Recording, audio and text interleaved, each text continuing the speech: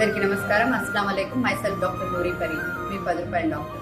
Independence టైంలో ఎక్కువ మంది తన ప్రాణాలు అర్పితం చేసింది ముస్లిమ్స్ మాత్రమే. ఆ టైంలో ఎక్కడికి వెళ్ళింది బీజేపీ, ఆర్ఎస్ఎస్, సో కాల్. ఈ రోజు వచ్చేసి మాది హిందూ దేశం ఇలాంటి మాటలు మాట్లాడుతున్నారు.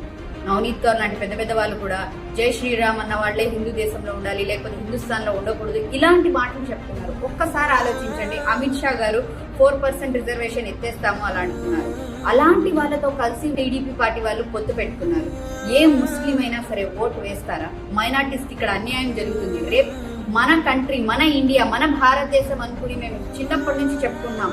మాకే ఇక్కడ సేఫ్టీ లేకుండా పోతుంది రేపు ఆ పార్టీ గెలిస్తే. సో నేను ఒకటే చెప్తున్నాను, ఈ రోజు నేను డాక్టర్ అయ్యానంటే 4% రిజర్వేషన్ వల్లే. ఎంతో మంది నాలాంటి మిడిల్ క్లాస్ వాళ్ళు చదువుకోవాలంటే భయపడే టైంలో రాజశేఖర రెడ్డి గారు 4% రిజర్వేషన్ తీసుకొచ్చి మా ముస్లిమ్స్ కి చాలా హెల్ప్ఫుల్ అయ్యారు. నేనైతే వైఎస్ఆర్సీపీ పార్టీని సపోర్ట్ చేస్తున్నాను. ఈ టీడీపీ, బీజేపీ పొత్తునైతే అపోజ్ చేస్తున్నాను. Thank you.